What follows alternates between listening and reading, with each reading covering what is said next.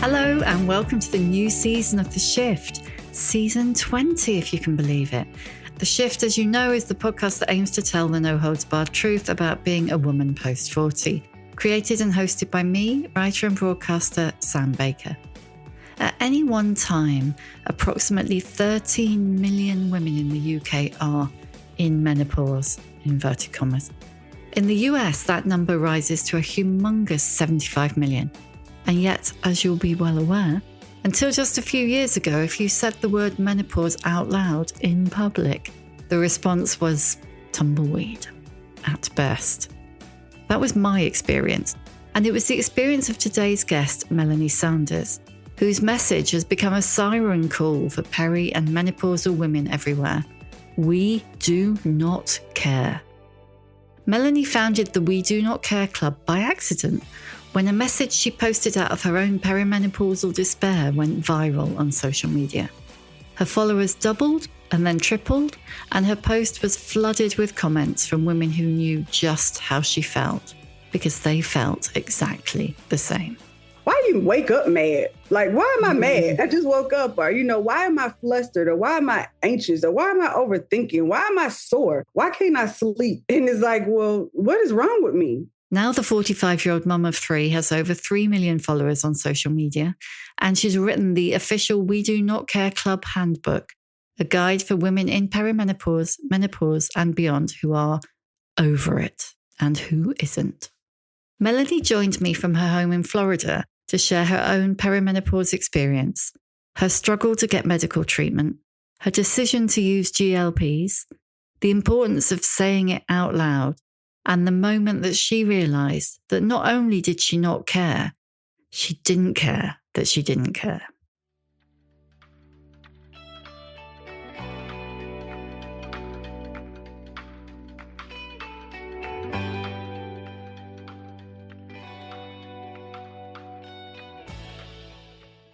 Brilliant. Well, thank you so much for coming on The Shift, Melani. I feel like when I saw you doing the We Don't Care Club on Instagram, I felt like this is my kindred spirit. This woman is like, I've got to talk to her. I've got to have her on The Shift, because that's exactly, it's just, well, it's one of the things that when I started The Shift, I really wanted, I just really wanted women to talk about it, to talk about what was going on with them at this time of their lives. Yes, for sure. Yeah, I didn't know that, that I would start a movement, but I think this is what we needed. We needed the We Do Not Care Club. We really did. Tell us about how the We Don't Care Club came to be, and then we can go back and talk a bit more about you before that. How did it start? Because like you said, it wasn't intentional, was it? No, it definitely wasn't intentional. I actually, on May 13th of this year, I was in the parking lot of Whole Foods. That's a grocery store here. I looked at myself in the rearview mirror and I realized like, I don't care much anymore. Have you ever had one of those moments where you just look at yourself for a while? You just kind of stare and all these things go through your mind. In the past, it's been like maybe judgment of myself or maybe not so positive things. But when I looked at myself that day, I just said, Melani, you don't care, and you don't care that you don't care. Yeah. And so I've been a content creator for about 4.5 years now. And I had a following already throughout social media. And I just said, I wonder, does anyone feel the way that I feel? And maybe we could start a little club, and we can call it the We Do Not Care Club. I hit record and I asked, and 6 million later, 6 million across my platforms. The following, just everybody. We're all in this thing together now. It just tells you how much it was needed, doesn't it? That kind of so many, because it's such a weird, I'm older than you, and I remember when it started for me, and it was so isolating and nobody was talking about it. And, it's so, for me, it's so lovely to see now that you pushing that door and it just swinging open and everybody just piling in going, yes, yes. Yes, for sure. And the two key messages that I always like to be sure that my sisters know, and the premise of WDNC is that you are not alone and you are enough. I think we need to hear that more. To your point with the isolation, it's like the way in you can let me know how you feel, or, if you can relate to this. But when I really started to get into the nitty gritty of perimenopause, I questioned myself so much. I wasn't the happiest person. It's like, why do you wake up mad? Like, why am I mad? I just woke up, or, why am I flustered, or why am I anxious, or why am I overthinking? Why am I sore? Why can't I sleep? And it's like, well, what is wrong with me? And so to be able to hear from other women and understand, like, you're not by yourself with this. It's a whole gang of us out here at 3 a.m. that are up, because we can't sleep, because our ears are itching, or mind racing. So tell me a bit about your perimenopause, but how it came about, and your experience of that. 'Cause you were quite young, weren't you? I mean, like early 40s. I'm 45 now, so last year, 44, I went in for a partial hysterectomy. I had fibroids and a lot of pain and discomfort down there. Once I had the hysterectomy, my doctor, which I love her, I thought she was a very good doctor. I went to several doctors before I made my choice on whether or not who was going to perform the hysterectomy, if that was indeed what is recommended. That part she didn't tell me about perimenopause. So, when you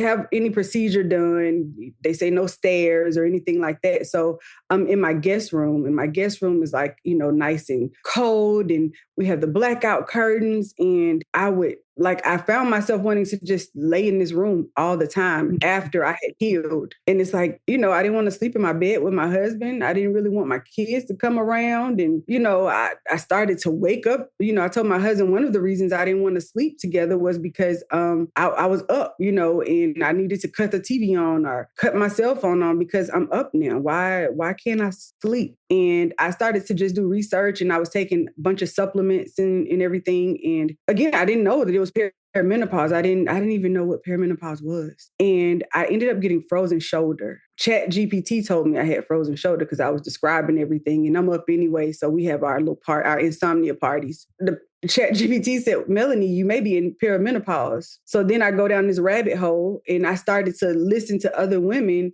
what they're going through. And it's like, wait a minute, is this perimenopause? But sure enough, this is it. By this time I'm 45 years old, and all of the symptoms, everything is like every symptom. When I went to the hormone specialist, they give you a list, and it's like, what are you experiencing? I checked off everything besides heavy bleeding. And that's because I don't have a period anymore. It's so bad, isn't it, that you had to find out you were in perimenopause from ChatGPT?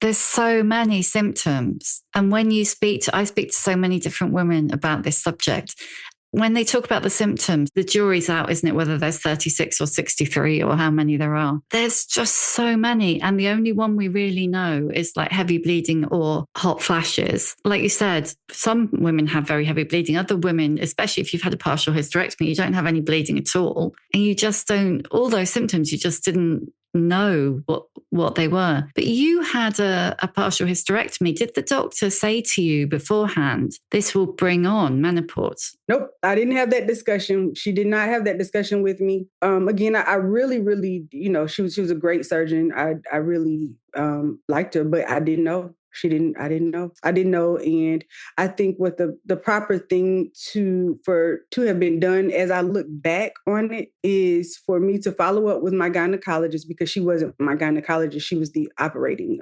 she did the surgical procedures, to follow up. And then within this practice, they have a hormone specialist, but to be able to, prepare me, because I wasn't prepared. And I mean, it's like your body goes through such a great range of emotions throughout the day. Like I said, you wake up sad or mad or crying, and it's like, well, who am I? What is going on here? It's really mind blowing to even try to explain it. But when you talk to the WDNC in different systems, it's like, I have that symptom too, because who would have ever thought itchy ears? Yeah. Did you experience that any? I didn't have itchy ears. I had a lot, but I didn't have itchy ears. Is that a thing? It is. It is. Yep. Itchy ears. That's the thing. Many of the symptoms, like you said, the jury's out, 63, 36, however, I say 1,063. Yeah. I feel like it's from your head to your toes. Sometimes my feet get really numb all of a sudden. And, I'm like, is that perimenopause? What is it? You don't know what to link it to. So talking about these things amongst other women at this phase in our lives, it helps out so much because you realize you're not alone. Did you talk to your mom or aunties or anything about it? Were you aware when they went through it? Nope. No idea. No idea. And I know my mom had a hysterectomy. So no, it wasn't discussed. And I don't even think she really had hot flashes. Yeah, it wasn't discussed. But typically when you hear menopause, for me, I know I would think of menopause as hot flashes and women getting, really hot. That's all I knew about, this part of life. Yeah, it's that cliche, isn't it? Of like women walking around with little fans. Yes, it's so much greater than fans. Yeah, what are your biggest symptoms? Well, like you, I had a lot of gynecological problems. So, I had fibroids and polyps and adenomyosis and all that stuff.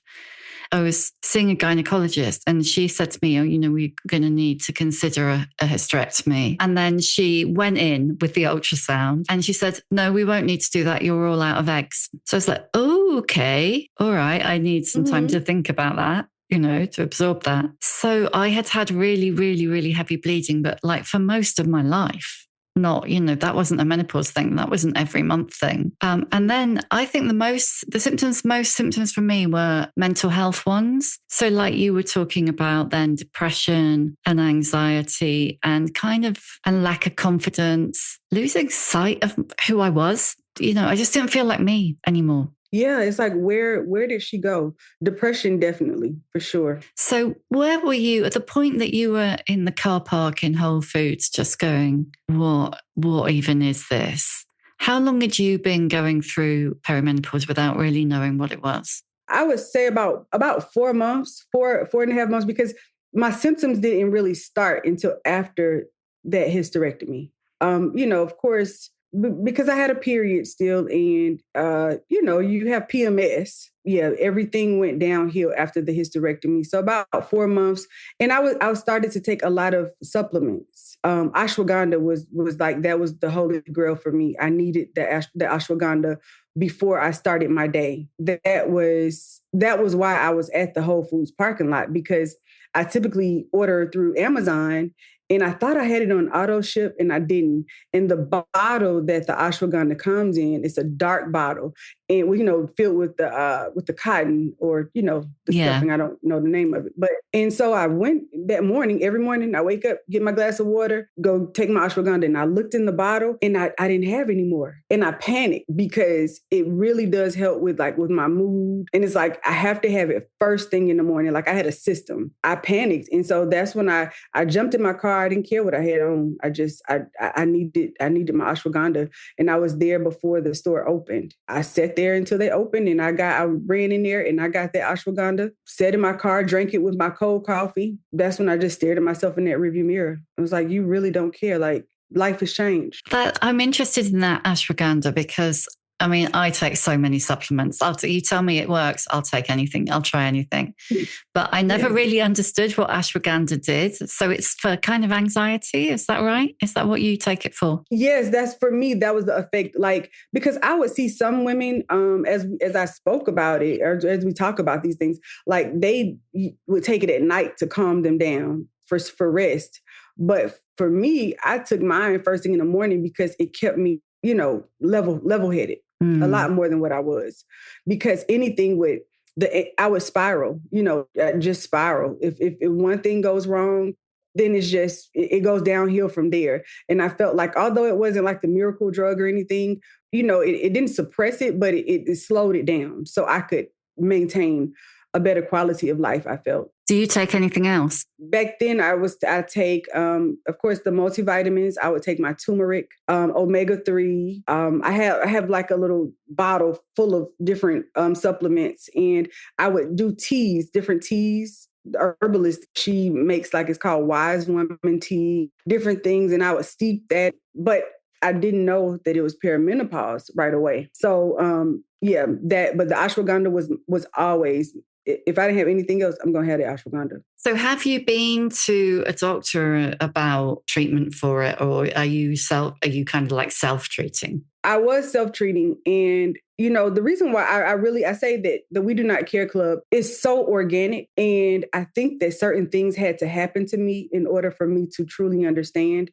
So for many months, I did supplements. That was my thing. Like I didn't want HRTs or anything. I didn't know much about it, but I knew what I heard, and not doing the research for myself. And I really didn't want medication. It was just like time out for medication. But there came a point in time where I was like, I don't know about this. And so I went to my primary doctor. And when I went to my primary doctor, she said, well, I'm going to refer you to your gynecologist so that you can, have the conversations with her. And I went to the gynecologist. And during this time, I also got all of my blood work done from everything, a comprehensive panel, from the hormones to my thyroid, everything. And because I wanted to, it's like something is wrong, something is wrong. And so I get to my gynecologist, and my gynecologist says, well, you're probably in perimenopause. And at that point, I said, I think, ChatGPT had told me that already, but thank you. Then she says that she wanted to refer me to their hormone specialist. And I said,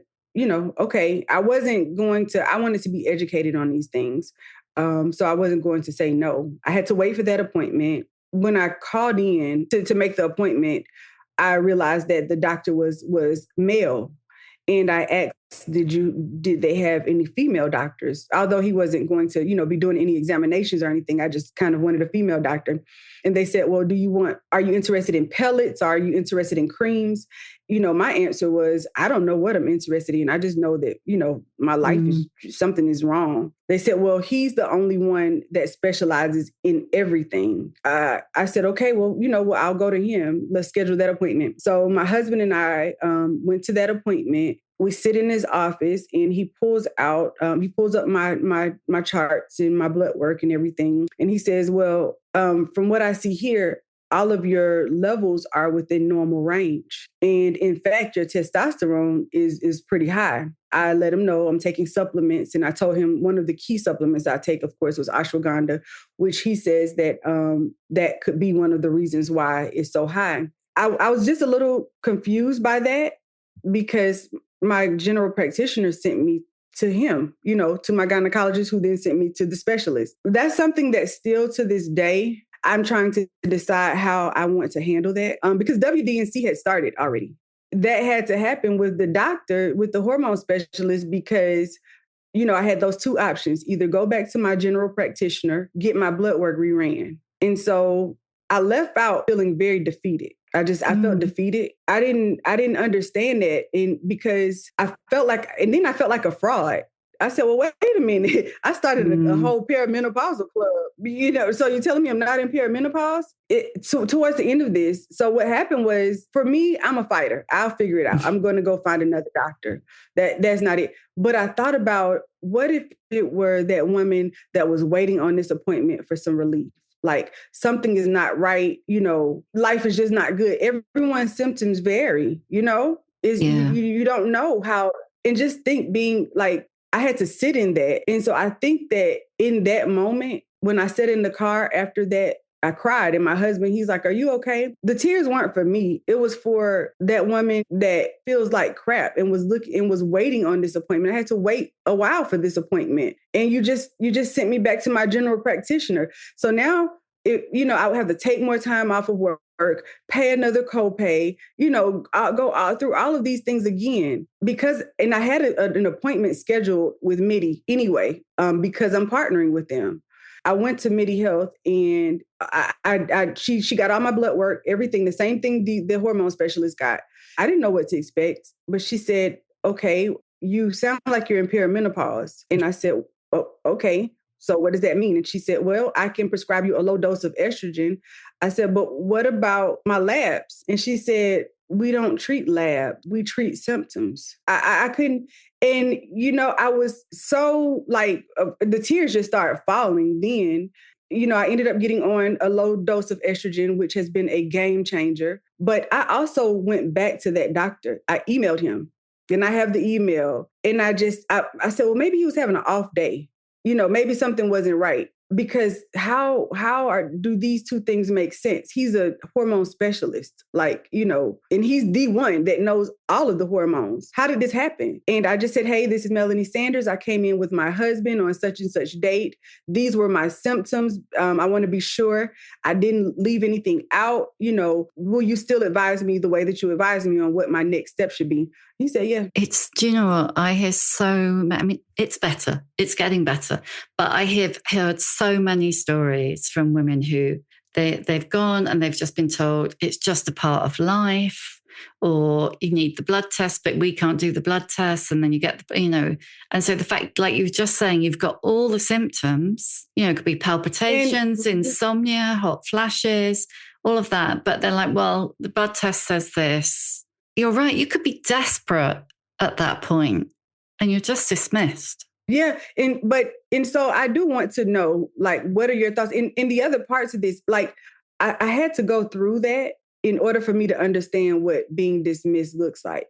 I think that had to happen. But I also thought, because I had an IUD for 16 years, of course, changing it out when it was time. But so IUD has hormone. And I also only have one ovary. I had an ovary removed when I was younger. So if I'm 45 years old, I just got my cervix removed, my uterus removed, and an IUD removed, what would make you think that my body is functioning properly, that I'm getting the right amount of, it's not like I'm 26. So, the eggs are leaving. The estrogen is not there. And then I'm operating with one ovary. I want to ask you, because I have not addressed this, doctor. I don't, and this is not in a confrontational way, but I am just I want to hear from other sisters, how would you handle that? Yeah, it's interesting to know, isn't it? If you're listening, drop us a message and let us know what you would do.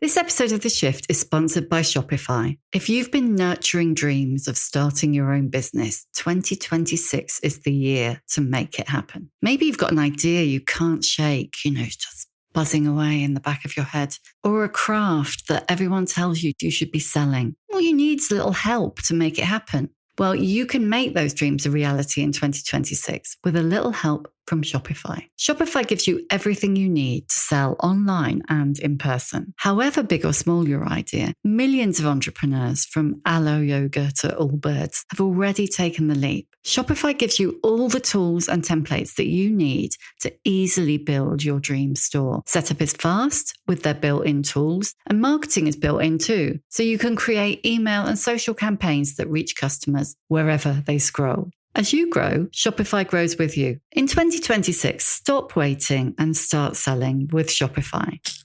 Sign up for your £1 per month trial and start selling today at shopify.co.uk/shift. Go to shopify.co.uk/shift. That's shopify.co.uk/shift. And you can hear your first this new year with Shopify by your side.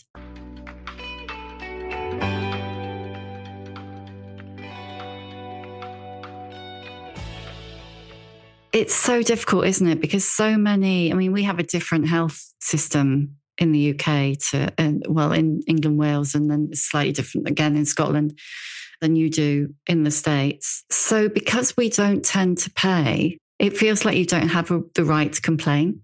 So I did go to a private doctor because I wasn't able to get any help on the state system. And I heard that an awful lot of times, that people have scraped money together to go what we call in the UK going private because they couldn't get help. Then if I saw someone, if I was paying and I saw someone and I didn't feel like they took me seriously, then I would complain because I'd paid. But so it's a slightly different system here. Sometimes I would like to ask them to type in WD&C and see what pops up.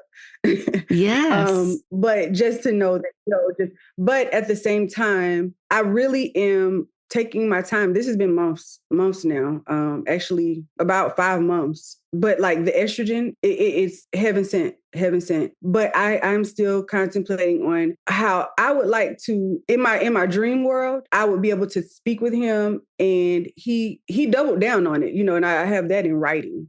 But I would never ever call a doctor out or anything like that, and say names or anything. But I would like him to be able to come and maybe to do a panel, explain his diagnosis and why he chose what he chose for me. Yeah, I think that's an interesting idea, because when people do panels, menopause panels, all of the experts on the panel tend to agree. They tend to have the same point of view on medication. And so it would be very interesting to get doctors who think this is all like a fuss about nothing and we should all just get on with it and shut up on there as well. Yeah. So that you've got, as well, I'm trying to think of a doctor who you have in your book, and I've forgotten her name now. Can't remember. Sharon Malone. It's Sharon Malone, exactly. So to have her on a panel with someone who, like, that you had that experience with, or someone else, they won't be hard to find, let's face it. And to hear them have that discussion, that would be really, you've got to do that. You do that on Instagram. I really do. I feel like it's brewing. It's brewing inside of me. And Dr. Sharon Malone, I actually talked to her about this. I don't know. I just don't know. Was I dismissed, or did he feel like, and that's why I went back and sent an email and to be sure, like, that, no words were missed, because I'm going to be sure to put everything here. Same thing. So I feel, my husband feels as though that is conflictual, and or it might bring up a little, frustration, but I don't think so. I just feel like if you're a medical doctor and this is what your diagnosis was, then stand on it. I think, yeah, I agree. And I think that you've probably found from all the women who've joined We Don't Care, We Do Not Care Club, so WDNC. So we do that. And they've talked about it, and the number of women who talked to me about it, and the number of women who I've had on here who have felt that they were dismissed by, of course, it's very important to say not all doctors. There are lots of really, really, really good doctors.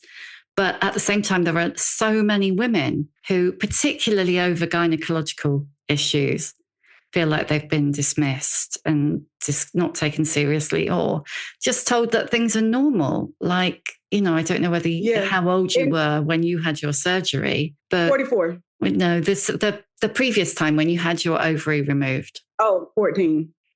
14. Oh my God, you poor thing. And were you having crazy heavy periods and pain then? Yes, I did. I had, and that's why I really was so nervous about having a hysterectomy. I went through a lot in my reproductive, when I was younger with my reproductive system. And some of that is in the book was talked about. But one of my ovaries ended up pretty much twisting and dying. So very heavy periods, very painful, excruciating.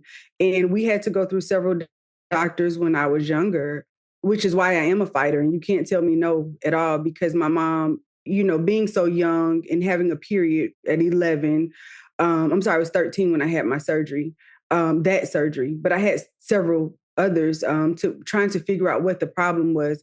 But many doctors would say that, I'm just young and cramps, and she just doesn't tolerate pain well. And my mom would have to take off work every month.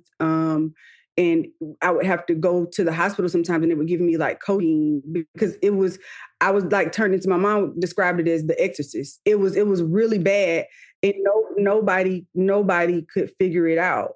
And I think it was the fourth doctor, she did an exploratory surgery. And when she went in, my cycle was on at the time that I had the surgery. And I remember waking up, and she had tears in her eyes. And she said, what you've been experiencing all these years has been the equivalent to labor pain. And so every month I would have to be out of school. It was bad. You're breaking my heart. Yeah. Poor thing. And you're just a kid. Yep. I missed, a lot of school, because every month I would have to just, and, when the doctors are telling you, It's in your head, or they don't say it in those words, but it's like, well, you just have to take the medicine and rest, but it's like, I am, I just want to be a kid still and everything. But yeah, we found out, I don't have the medical terminology for it. It's like a blockage of blood that continued to develop every month. And it ended up like suffocating my ovary. And so that ovary died. It lost circulation. And so I just had one ovary. Man, the horror stories. I've had an amazing woman on earlier this year called Naga Munchetti, who wrote a book about her gynecological problems. But she wrote about just all these women who've had lifelong agony and bleeding, and just always told, you just don't tolerate pain very well. Can you imagine if men went through what we go through? Yeah, I don't think they can handle it. I think now, and as I was speaking with my co-writer, as I was writing the book, she said, you just talk so normally about it. It's like, that was a moment in time that I think I just try to block out. And I try my best not to ponder over things that are in the past, but it's kind of like becoming full circle now of the dismissal. But it made me become a fighter. And so I also have, my uterus is shaped like a heart as opposed to like the triangle. And they said that I would not be able to carry babies full term. And all three of my sons were born full term. It's one of those things where it's not that I don't believe the medical system, but you just have to, if you want to get a second and third or fourth opinion, you have to follow your gut. Because like, to your point, there are some very good doctors out there. We have to be very, very careful. And if it doesn't feel right, keep going. Yeah, you know how much pain you're in as well. So to be told that pain is normal when you're unable to function, But we're being really serious. We're being really serious, Melanie. And WDNC is actually, it gives women an opportunity to say all the things that are making them mad, but also it's so funny. It's so funny. Were you always funny? Were you a funny kid, or have you found you're funny as you've got older? You know what? It's when people ask me, "Are you a comedian?" and I say no. I just say what's on my mind, and many of the announcements will come from the sisterhood. So some come from me, and then some are from As I said, put in the comments some of your, what we do not care about today. And I'll take the ones that have a bunch of likes or whatever by it. And I'll put those in our announcements. And we together are in agreement that we don't care about whatever that situation is. Was it for you? Did it start with being looks based? We do not care. Or was it other things as well, like life, like kids, all of that stuff? I think it all started to, the pressure, especially in this season of life, in midlife. Your kids are getting older, parents are getting older, your marriage or relationships are getting older, and things just start to change. And it's like, I can't prioritize that anymore. Like, I can't. If my husband wants to sleep in another room, sleep in another room. I need my fan anyway. Bye. But when it's in the beginning, it's like, no, please come back. Let's sleep together. Let's make up. Now I don't give a damn. Goodbye. Or with the kids, it's like, come, here, make sure you have on matching socks and all of that. I don't care. Don't wear socks. I don't care. I got to be sure I take my magnesium. I don't have time for this. There's something you said in the book that I actually wrote down. You said, when I had a hysterectomy, the perfection that I was aiming for fell apart. I thought that was really, really interesting. Did you drive yourself to make everything perfect for your family and your life and your whole, your house, the whole setup? I wanted to be sure that, I was that mom. I have to be sure that we have breakfast, lunch, and dinner, and, the clothes are washed and everything is together. And, I show up at the schools and I'm involved in PTA and all of those things. And but it's like, no. Now it's like, Lord, I don't even know my kids' teachers' names anymore. It's okay. I want to care, but I think at this point, it's not in a mean way to say we do not care. It's more where we are shifting our level of cares. So where it might used to be very important to cook that breakfast or that dinner every night, or, to certain things that we chose as a priority, that is no longer, as long as there's food in the refrigerator, you can eat. If I cook, I cook. If I don't, I don't. The refrigerator, the kitchen is not locked. So, I can't care. I can't, because I'm at capacity. I'm at capacity. Has that been a shock for your husband and sons? They have adjusted pretty well. And that was something that was kind of like a shocker to me, because after that hysterectomy, and I couldn't do, they stepped up. They stepped up. And it was, I think, all of the things that I sowed into the family were, now it's okay. Now it's time for you all to show me what you're made of. And they've all been very, very,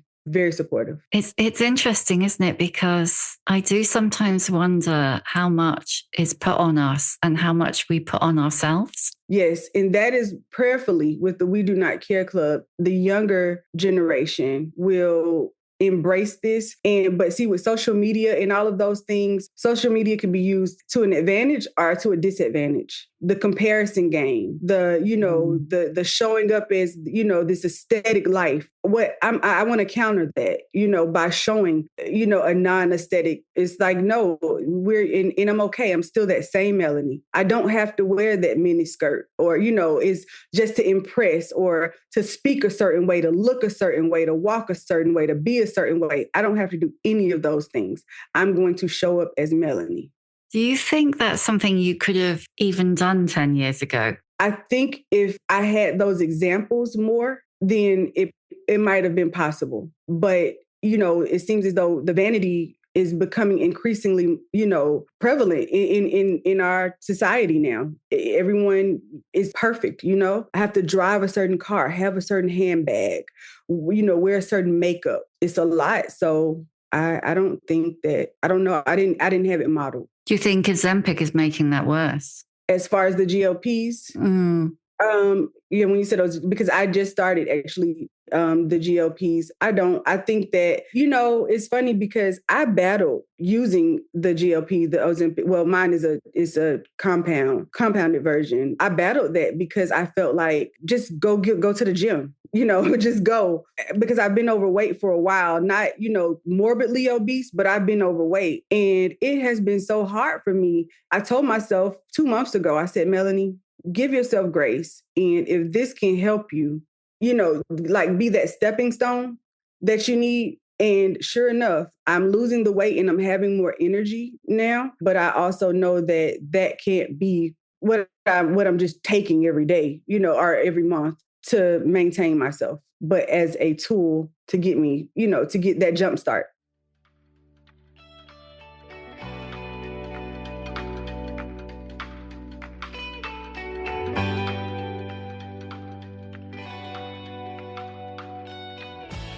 This kind of life shift, this kind of like moving into we don't care, it isn't just aging, is it? It's more, it feels like a whole mindset change as well. Yeah, it's definitely a mindset shift. Like I said, the priorities are different now, but it's also being okay with that, accepting it, accepting the help where, sometimes in the past, I wouldn't accept help, but now I would avoid, let's just say if my house was a mess, I would avoid company because my house is a mess. But now I don't care. And if you feel like my house is a mess, then help me clean it up. Yeah, if you want it to be tidier. there's the Hoover. Yeah, if you care. If you can't, if that pile of laundry is in the way, fold it. And because I don't have it in me to fold it right now, but you can fold it. You said in the book, you say womaning at any age is not for the weak, which I really loved. But also that kind of, like there's some kind of contract that none of us knew we signed. For sure. We didn't know. Would you agree with that? Yeah, totally. Yeah, we didn't know all of this would happen. Do you know, I would have lived my life so different in my 20s if I had have known that I would be the way that I am now. The overthinking, the anxiousness, the depression, the isolation, Back then, I was free as a bird, didn't even know it. What would you have done differently? Lived more, compared less, cared less. Yeah, so much, isn't it? So much. From relationships to, education, our career. A lot of things that we do is based off of what other people think. But when you stop caring so much, you do want to value opinion, but we consider the source, number one. So that's why when we have this like-minded club, the We Do Not Care Club, this gives us that permission to be okay. And we don't care. So when I come into your home, or when you and I are together, or you're experiencing this, there's no judgment, there's no nothing, but I'm right here by your side. Do you ever get women who say, well, for instance, I'm going to rephrase that. When at the end of this podcast, I will ask you a series of questions. And the last question, people quite often say to me, but what do you mean like that? Because I do still care about stuff. Do you get women who say to you, can I be in the We Do Not Care Club if I do still care about some things? The requirement for the We Do Not Care Club is that you just have to have a she shed, a vagina. We all care. We all care.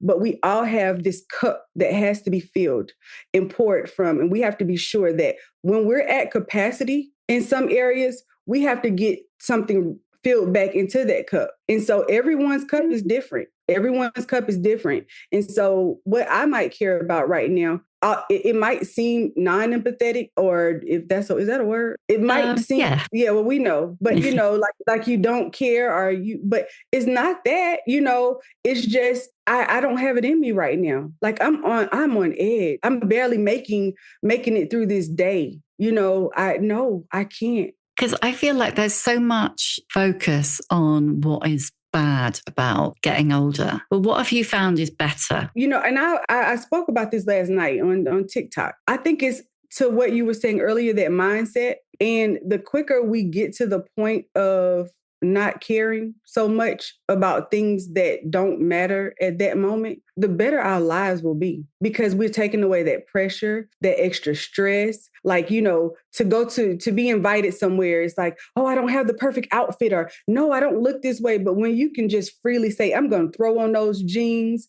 and put on that graphic t-shirt, and I'm going to go out there and have me a good time, and don't care who judges, and whoever is judging you, already they have some things they probably need to go home and think about themselves. The more you're in certain situations, the more it's understood. And I want to be around like-minded women that understand, girl, I just don't have it in me today. And they wrap their arms around me and embrace me just as I am. I feel like it's all about kind of stopping pretending, isn't it? It's stopping trying, well, like you said, to be what other people want you to be. And not so much that you're not putting them first anymore, but a bit of that. Yeah. Yeah, no, for sure. It's a different priority now. I can't, and then when you have the friends, sometimes you just don't have it in you. I don't have it in me to talk on the phone. And it might be all month. And the friends that won't get offended by that are the friends that you need to have around you. Yeah. That's interesting, actually. Have you found that you have kind of changed your friendship groups a bit since you've hit this? Well, now I got a whole sisterhood. So yeah, you've got hundreds of thousands of us now. Too many friends. I do in my immediate circle. I think I've always been very firm on boundaries, but now I think what has happened is I've encouraged those around me to not care and to be okay. And so because it's a like-minded situation, it just works. But yeah, when I meet certain women and I notice that there's this, they care, and there's no judgment, but it's not my cup of tea. I don't want to think. I'm so tired of thinking and overthinking. Do you overthink any? Oh yeah, totally. Especially at 3 a.m. when the insomnia hits. Everything. I was just People's Magazine Creator of the Year. They just yes. And at 3 a.m. on Sunday morning, yesterday morning, I realized I did not thank them. And I sent an email and I said, it's 3:26. I'm at my insomnia party. And I just completely And then I just started to list all the things that were going through my head. And I said, so this is, understand that this is why. I kind of forgot, but I am so grateful, to have been acknowledged for this. But the thinking is, I don't know. I can take one thing and I can really break that thing down to the point of death. Yeah, totally. Is your mom still with us? Yes. What does she think about the We Do Not Care Club? She's just proud. She's so proud. Yeah. She knows, like, I've always had a voice, but we never knew anything like this would happen. But I would just everyone is just, and everyone that comes in calls, they said, Melanie, we already knew that this would happen. We knew that, like, you're deserving. And these are all things that I'm learning to embrace, because I didn't fully understand it. But you do now, yeah?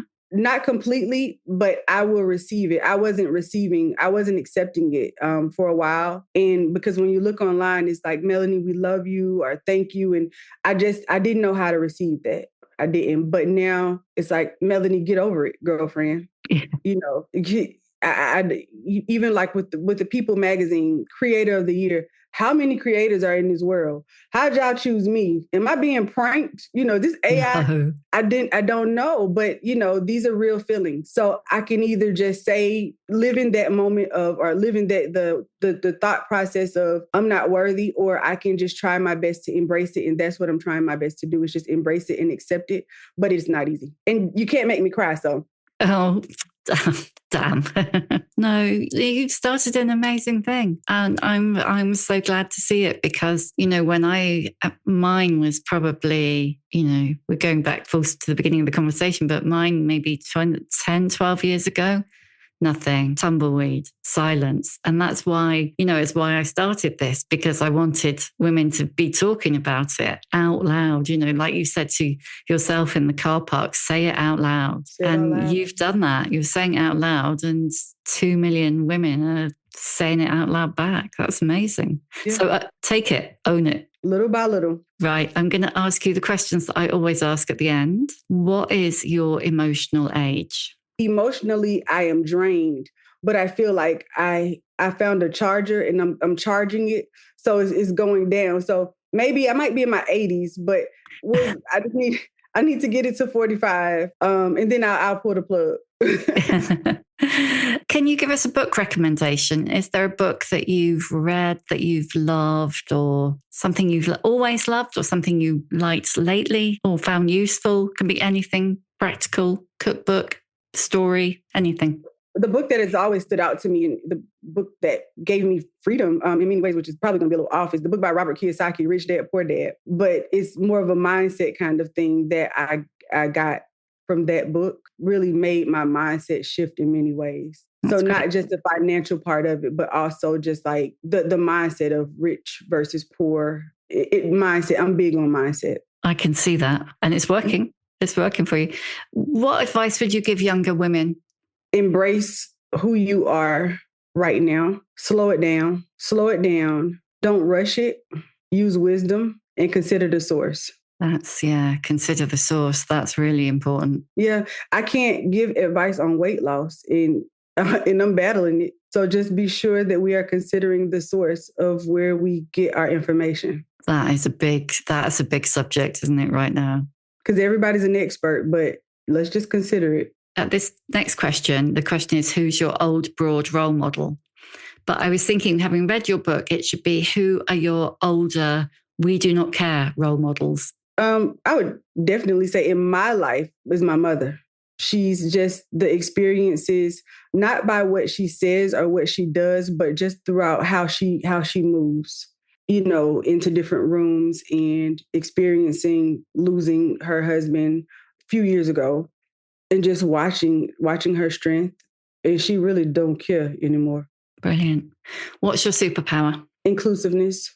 In all that I do, I want others to be included, others to be considered. This is not the Melanie show, or, all about one person. I'm always looking to see, on whatever spectrum we're on, how does it affect others? So that empathy and inclusiveness are huge to me. And I do feel that, like, those are my superpowers. Right. Last one. How many fucks do you give? It's at a negative. I think it's like a negative 80. I really don't give a fuck. Thank you for listening. If you enjoy The Shift and would like to show your appreciation, why not buy me a coffee? Go to www.buymeacoffee.com/The Shift with Sam Baker. You can hear a new episode of The Shift every Tuesday, wherever you get your podcasts. And if you like what you hear, please do rate, review, follow, tell your friends, because it really does help other people find us. And if you'd like to know more about my own experience of shifting, my book, The Shift, How I Lost and Found Myself After 40, and you can too, is out now in paperback.